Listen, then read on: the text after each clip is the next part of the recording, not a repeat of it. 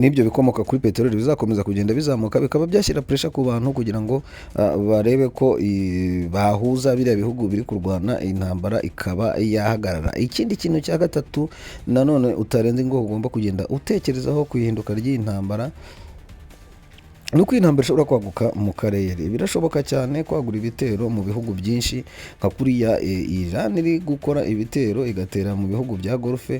Bishobora gutuma ibyo bihugu bishobora gukomeza kwifatanya nk'uko twagiye haruguru tubivugaho, bikaba byakwifatanya na Amerika, nabyo bikaba byakugenda bitera igihugu cya Iran. Ibyo rero bikaba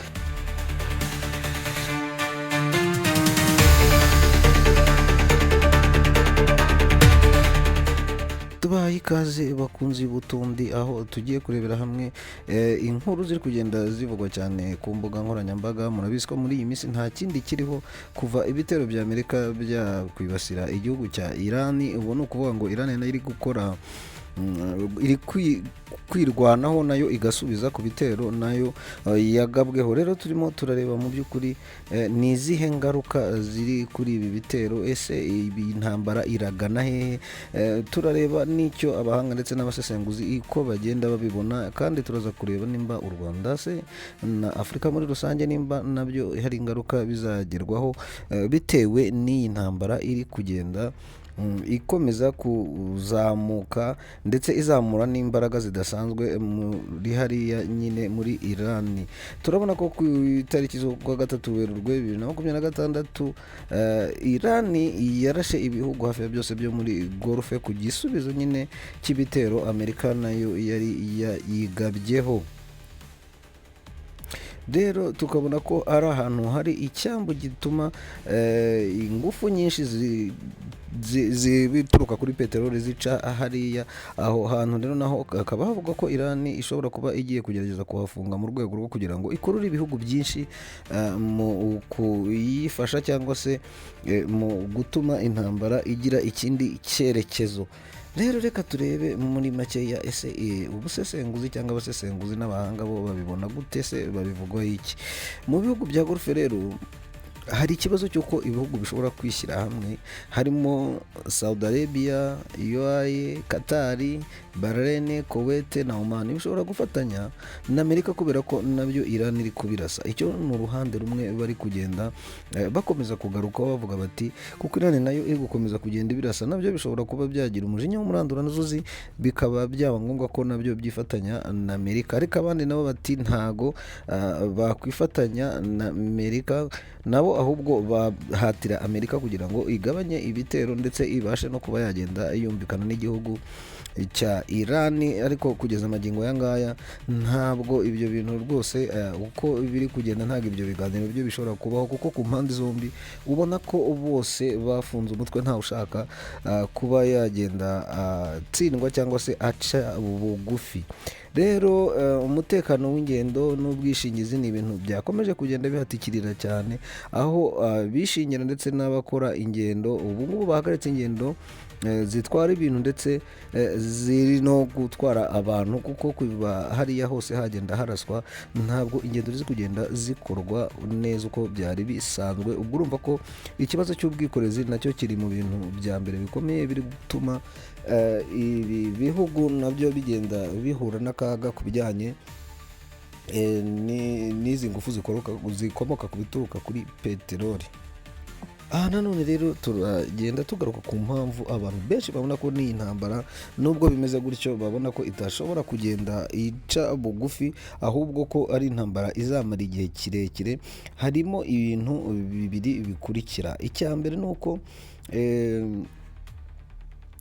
Iran ishobora gukomeza gutera biriya bihugu bya Golfe cyangwa inshuti zayo ziri mu karere, usa na Israel bashobora gukomeza nabo kongera ibitero ku buryo bwa gisirikare, ariko bakirinda kwagura intambara ku rwego rw'isi yose, ni ukuvuga ngo ku rwego rw'umubumbe. Rero abasesenguzi benshi bavuga ko iyi ntambara ntizahagarara mu minsi mike, ahubwo ishobora gukomeza amezi bitewe n'uburyo ndetse n'abahuzwa n'ibyo bikorwa na diplomasi mu bijyanye n'intambara ndetse n'izo diplomasi. Rero urumva ko nimba babona ko iki kintu kigomba kumara igihe kirekire kigeze ku kwezi, birumvikana ko ingaruka zizagira icyo zangiza muri rusange ukurikije ko ibintu bikomoka kuri peteroli byose kugeza amagingo aya ngaya bisa naho byahagaze kugenda bitwarwa ndetse bivanwa ku cyambu bijyanwa ahandi. Rero ingaruka zishobora kuba zagwira u Rwanda na Afurika muri rusange harimo ibiciro by'ibikomoka kuri peteroli. Igiciro cya peteroli ku masoko mpuzamahanga kizazamuka,